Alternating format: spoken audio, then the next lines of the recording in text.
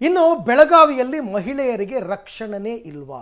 ಅದರಲ್ಲೂ ಸಚಿವೆ ಲಕ್ಷ್ಮೀ ಹೆಬ್ಬಾಳ್ಕರ್ ಅವರ ತವರು ಜಿಲ್ಲೆ, ತವರು ಕ್ಷೇತ್ರ.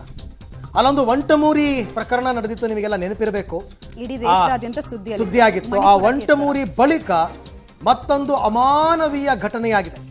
ಸಾರ್ವಜನಿಕವಾಗಿ ತಾಯಿಯೊಬ್ಬರ ಬಟ್ಟೆಯನ್ನು ಹರಿದು ಹಲ್ಲೆ ಮಾಡಿದಾರಂತೆ. ಯಾಕೆ ಅಂದರೆ ನಿನ್ನ ಮಗಳು ವೇಶ್ಯಾವಾಟಿಕೆ ಮಾಡ್ತಾ ಇದ್ದಾಳೆ ಅಂತ ತಾಯಿಗೆ ಹೊಡೆದಿದ್ದಾರಂತೆ. 3 ಆರೋಪಿಗಳನ್ನು ಬಂಧಿಸಿದ್ದಾರೆ ಪೊಲೀಸರು. ನ್ಯಾಯಕ್ಕಾಗಿ ಸಂತ್ರಸ್ತ ಮಹಿಳೆಯರು ಕಣ್ಣೀರಿಡ್ತಾ ಇದ್ದಾರೆ. ಮೊನ್ನೆ ಅಷ್ಟೇ ಸುಪ್ರೀಂ ಕೋರ್ಟ್ ಒಂದು ಮಾತು ಹೇಳಿತ್ತು, ಯಾರೇ ಆಗಲಿ ಎಂಥ ತಪ್ಪೇ ಮಾಡಿರಲಿ ಶಿಕ್ಷೆ ಕೊಡೋಕೆ ನೀವು ಯಾರು, ನಾವಿದ್ದೀವಿ ಅದಕ್ಕೆ ಅಂತ ಕೋರ್ಟ್ ಹೇಳಿತ್ತು. ಈ ಥರದ ಪ್ರಕರಣಗಳು ಮತ್ತೆ ಮತ್ತೆ ಬೆಳಕಿಗೆ ಬರ್ತಾ ಇದೆ. ನೋಡಿ, ಹೆಬ್ಬಾಳ್ಕರ್ ಸ್ವಕ್ಷೇತ್ರದಲ್ಲೇ ಮಹಿಳೆಯರಿಗೆ ರಕ್ಷಣೆ ಇಲ್ವಾ? ಸಾರ್ವಜನಿಕವಾಗಿ ಮಹಿಳೆಯ ಬಟ್ಟೆ ಹರಿದು ಥಳಿತ. ಬೆಳಗಾವಿಯಲ್ಲಿ ಮತ್ತೊಂದು ಅಮಾನವೀಯ ಘಟನೆ. ಮಹಿಳಾ ಮತ್ತು ಮಕ್ಕಳ ಕಲ್ಯಾಣ ಇಲಾಖೆ ಸಚಿವೆ ಲಕ್ಷ್ಮೀ ಹೆಬ್ಬಾಳ್ಕರ್ ಸ್ವಕ್ಷೇತ್ರ ಬೆಳಗಾವಿಯಲ್ಲಿ ಮಹಿಳೆಯರಿಗೆ ರಕ್ಷಣೆ ಇಲ್ವಾ ಅನ್ನುವಂತಹ ಪ್ರಶ್ನೆ ಎದ್ದಿದೆ.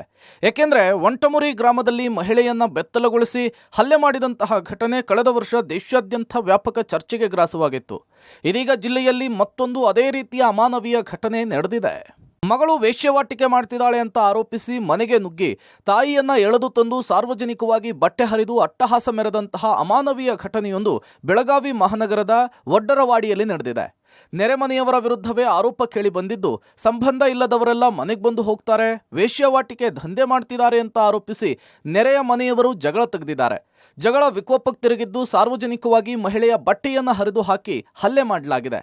ನಮ್ದೇನೂ ತಪ್ಪಿಲ್ಲ, ಬಿಟ್ಟು ಬಿಡಿ ಅಂದ್ರೂ ಕೇಳದೆ ಅಮಾನವೀಯವಾಗಿ ನಡೆದುಕೊಂಡಿದ್ದಾರೆ ಅಂತ ಹೇಳಿ ತಾಯಿ ಮಗಳು ಕಣ್ಣೀರ್ ಹಾಕಿದ್ದಾರೆ. ನಾವೇನಂದೀವಿ, ನಾವೇನಾರ ಮಾಡಿದ್ವಿ ಅಂದ್ರೆ ನಮ್ಗೆ ಹಿಡಿದು ಕೇಳ್ರಿ. ನಾವು ದೇವಸ್ಥಾನ ಜಾಗದಾಗ ಅದೀವಿ, ನಾವು ಸುಳ್ಳು ಹೇಳೋದಿಲ್ಲ. ಮತ್ತೆ 50 ಜನ ಬರ್ತಾರ, 60 ಜನ ಮನೆಗೆ ಬರ್ತಾರ ಅಂತ ಸುಳ್ಳು ಪಾತ್ರ ಕಟ್ಟಿಗೆಸಿ ಆ ಹುಡುಗನ ಅವತ್ತು ಬಡದ್ರು, ನನ್ನೂ ಬಡದ್ರು. ನಾವು ಹೋಗ್ಲಿ ಅಂತ ಕಂಪ್ಲೇಂಟ್ ಕೊಟ್ಟು ಸುಮ್ಮನೆ ಅದೀವಿ. ಕಂಪ್ಲೇಂಟ್ ಕೊಟ್ಟು ಬಂದ ಬಳಕನು ಅವ್ರು ಪೊಲೀಸರು ನಮ್ಮನ್ನ ಇನ್ಕ್ವೈರ್ ಮಾಡಕ್ ಬರ್ಲಿಲ್ಲ.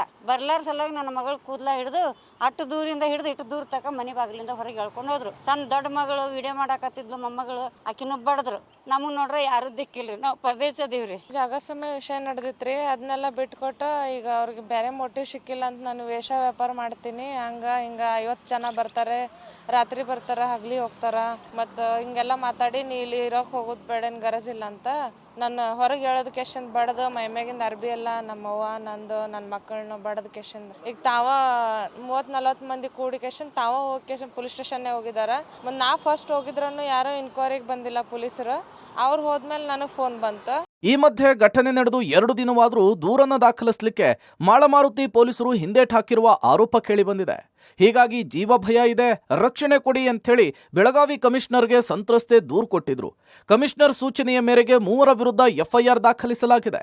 3 ಆರೋಪಿಗಳನ್ನ ಬಂಧಿಸಲಾಗಿದೆ. ಪೊಲೀಸ್ ಸ್ಟೇಷನ್ಗೆ ಹೋದ್ರೆ ಅವ್ರಂದ್ರು ನೀವು ಪಂಚರಲ್ಲೇ ಮುಗಿಸ್ಕೋಬೇಕು ಅಂತಂದ್ರು.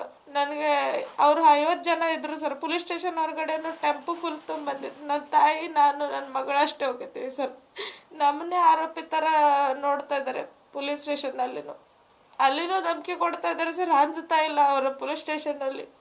ನಾನು ಒಬ್ಬಳೇ ಏನ್ ಮಾಡ್ಬೇಕು ಸರ್? ನನ್ನ ಗಂಡ ಸರಿ ಇಲ್ಲ, ನಾನು ತುಂಬಾ ಅಪಮಾನ ಮಾಡಿದ್ದಾರೆ. ಅಕ್ಕಪಕ್ಕ ಮನೆಯವರು ಜೊತೆಗೆ ಸ್ವಲ್ಪ ಇಶ್ಯೂ ಆಗಿದೆ.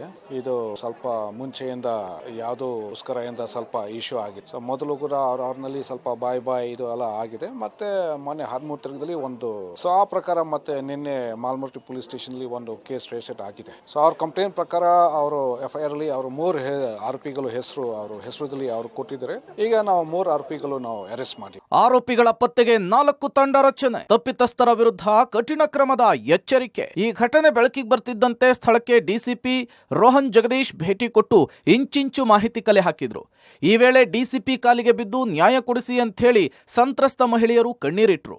ಆರೋಪಿಗಳ ವಿರುದ್ಧ ಕಠಿಣ ಕ್ರಮದ ಭರವಸೆಯನ್ನ ಡಿಸಿಪಿ ಕೊಟ್ಟರು. ಇನ್ನು ತಲೆಮರೆಸಿಕೊಂಡಿರುವಂತಹ ಆರೋಪಿಗಳ ಬಂಧನಕ್ಕೆ 4 ತಂಡವನ್ನ ರಚಿಸಲಾಗಿದೆ. ಮಹಿಳೆಯವರು ಹೇಳೋದು ವಿಚಾರನೆ ಎಲ್ಲ ನಾನು ತಿಳ್ಕೊಂಡ್ಮೇಲೆ ಈ ಪ್ರಕರಣದ ಗಂಭೀರತೆಯನ್ನು ಪರಿಗಣಿಸಿ ಅವಾಗ ಆಲ್ರೆಡಿ ನಾವು 4 ಟೀಮ್ನ ಫಾರ್ಮ್ ಮಾಡಿದೀವಿ, ಮಾಡಿ ಎಲ್ಲರಿಗೂ ಅರೆಸ್ಟ್ ಮಾಡಲಿಕ್ಕೆ ಹೇಳಿದೀವಿ. ಮತ್ತೆ ಈ ಬಗ್ಗೆ ನಾವು ಕಾನೂನು ರೀತಿಯಲ್ಲಿ ಎಲ್ಲ ಕ್ರಮನೂ ಜರುಗಿಸ್ತೀವಿ. ಈಗ ನೋಡಿ, ಅವ್ರು ಯಾವುದೇ ರೀತಿ ಹೆದರೋದು ಅವಶ್ಯಕತೆ ಇಲ್ಲ. ಈಗ ಇಲ್ಲಿ ಸಿಬ್ಬಂದಿಗೆ ಹಾಕ್ತೀವಿ, ಮತ್ತೆ ಅವರಿಗೆ ರಕ್ಷಣೆ ಕೊಡೋ ಕೆಲಸನೂ ಮಾಡಿಸ್ತೀವಿ. ಇನ್ನು ಈ ಘಟನೆಯನ್ನ ರಾಜಕೀಯ ನಾಯಕರು ಖಂಡಿಸಿದ್ದು, ನೈತಿಕ ಪೊಲೀಸ್ ಗಿರಿಯ ಅನುಮಾನವನ್ನ ಶಾಸಕ ರಾಜು ಸೇಠ್ ವ್ಯಕ್ತಪಡಿಸಿದ್ದಾರೆ. ತಪ್ಪಿತಸ್ಥರ ವಿರುದ್ಧ ಕಠಿಣ ಕ್ರಮ ತಗೋಬೇಕು, ಇಂತಹ ಘಟನೆ ಮತ್ತೆ ಮರುಕಳಿಸಬಾರದು ಅಂತ ಆಗ್ರಹಿಸಿದ್ದಾರೆ.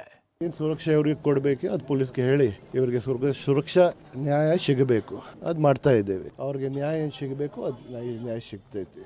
ಯಾರು ಆರೋಪಿ ಅದಾರೋ ಅವ್ರಿಗೆ ಶಿಕ್ಷೆ ಸಿಗಬೇಕು, ಅದು ಶಿಕ್ಷೆ ಸಿಗಬೇಕು, ಅದು ಮಾಡ್ತಾ ಇದ್ದಾರೋ ತನಿಖೆ ಆಗಲಿ. ಒಟ್ನಲ್ಲಿ ಘಟನೆಗೆ ನಿಖರ ಕಾರಣ ಏನು ಅನ್ನೋದು ತನಿಖೆಯಿಂದಷ್ಟೇ ಗೊತ್ತಾಗಬೇಕಿದೆ. ತಪ್ಪಿತಸ್ಥರು ಯಾರೇ ಇದ್ರೂ ಕಠಿಣ ಕ್ರಮ ಆಗಲೇಬೇಕಿದೆ. Bureau report, public TV. React ಮಾಡಬೇಕಾಗಿರೋದು ಮಂತ್ರಿಗಳು ರಿಯಾಕ್ಟ್ ಮಾಡಬೇಕು, ಜಿಲ್ಲಾ ಉಸ್ತುವಾರಿ ಸಚಿವರು ಮಾತನಾಡಬೇಕು, ಸಿಎಂ DCM ಮಾತನಾಡಬೇಕು. ಅವ್ರುಗಳು ಮಾತನಾಡಲ್ಲ. ಆ ಸ್ಥಳೀಯ ಶಾಸಕರಿಗೆ ಅದರ ಬಗ್ಗೆ ಆಸಕ್ತಿ ಇದೆಯೋ ಇಲ್ವೋ ಗೊತ್ತಿಲ್ಲ. ಹಾಗಾಗಿ ಇಂಥ ಪ್ರಕರಣಗಳು ಎಷ್ಟೇ ನಡೆದ್ರೂ ಮುಚ್ಚೋಗ್ಬಿಡುತ್ತೆ. ಎಷ್ಟು ಪ್ರಕರಣದಲ್ಲಿ ಸಂತ್ರಸ್ತರಿಗೆ ನ್ಯಾಯ ಸಿಕ್ಕಿದೆ ಹೇಳಿ ನೋಡೋಣ? ಎಲ್ಲೂ ಇಲ್ಲ. ಹಾಗಾಗಿ ಅವರ ಹಣೆ ಬರಹ ಅಂತ ಅಂದ್ಕೊಂಡು ಅನುಭವಿಸ್ಬೇಕು ಅವ್ರು ಅಷ್ಟೇ. ನ್ಯಾಯ ಅಂತೂ ಎಕ್ಸ್ಪೆಕ್ಟ್ ಮಾಡಬೇಡಿ. ಇನ್ನು